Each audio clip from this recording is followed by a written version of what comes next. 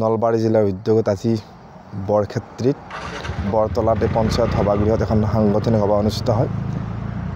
বিশেষকৈ কলিতা আলপাইন জনগোষ্ঠীসমূহৰ মূল দাবী কলিতাসকলক অনুসূচিত জনজাতি ঘোষণা কৰি ষষ্ঠ অনুসূচিতভুক্ত কৰাৰ কাৰণে চৰকাৰৰ ওচৰত যি দাবী উত্থাপন কৰি অহা হৈছে, এই দাবীৰ প্ৰতি লক্ষ্য ৰাখি আমি কলিতা জনগোষ্ঠীয় মানুহখিনিক কেনেকৈ একত্ৰিত কৰি আমি আমাৰ সংগ্ৰামখন আগবঢ়াই লৈ যাব পাৰোঁ, এই সম্পৰ্কে আজি বিশদভাৱে সাংগঠনিক সভাখনত আলোচনা হৈছে। আৰু আমাৰ ইয়াতে কোনো ধৰণৰ আঞ্চলিক সমিতি নাই। পৰৱৰ্তী সময়ত এখন আঞ্চলিক সমিতি গঠন কৰাৰ কাৰণে আজি আহ্বায়ক সমিতিও গঠন কৰা হৈছে। মূলতঃ কলিতা লোকসকলক আমি ঐক্যবদ্ধভাৱে লগাই কেনেকৈ আমাৰ সংগ্ৰামখন ফলপ্ৰসূ কৰিব পাৰোঁ, এনেকুৱা উদ্দেশ্য আগত ৰাখি আজি সভাখন আহ্বান কৰা হৈছিলে। কলিতা আলপাইন জনগোষ্ঠী আমাৰ সন্মিলনৰ মূল দাবী হৈছে কলিতাসকলক অনুসূচিত জনজাতি ঘোষণা কৰি ষষ্ঠ অনুসূচিতভুক্ত কৰাৰ কাৰণে এয়া মূল দাবী।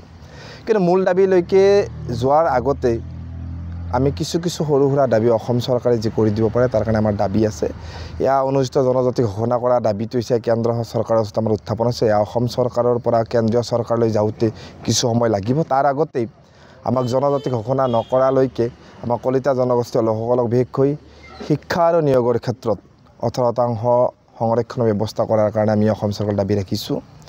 সকলোৱে জানে যে সংৰক্ষণ ব্যৱস্থাই কলিতা জনগোষ্ঠীটোক একেবাৰে কঙা কৰি পেলাইছে। অসমত বসবাস কৰা 70 লাখ কলিতা এটা সংৰক্ষণ ব্যৱস্থাৰ কঙা কৰিছে।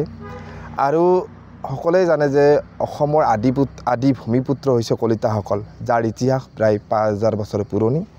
গতিকে কলিতাসকলক জনজাতিকৰণ অতি শীঘ্ৰ কৰিব লাগে। আমি 6 জনগোষ্ঠী জনজাতিকৰণ যিটো দাবী উত্থাপন হৈ আছে, এই দাবীটো আমাৰ সমৰ্থন আছে। আমি মাত্ৰ এটা কথাই কৈছোঁ যে অকল 6 জনগোষ্ঠী নহয়, 6 জনগোষ্ঠীৰ লগত প্ৰথমতে কলিতাসকলক লগত লৈ 7 জনগোষ্ঠী কৰিব লাগে। আমি পুনৰবাৰ কৈছোঁ, কোনো কালেই 6 জনগোষ্ঠীৰ বিৰোধী নহয়। 6 জনগোষ্ঠী জনজাতিকৰণ কৰাৰ ক্ষেত্ৰতো বিৰোধিতা আমাৰ নাই। কিন্তু অকল 6 জনগোষ্ঠী কিয়? কাৰণ 6 জনগোষ্ঠীত যিবিলাক জনগোষ্ঠী আছে, বিশেষকৈ আহোম হওক বা চাহ জনগোষ্ঠী হওক, তেওঁলোকতকৈ অতি পুৰণি জনগোষ্ঠী হৈছে কলিতাসকল।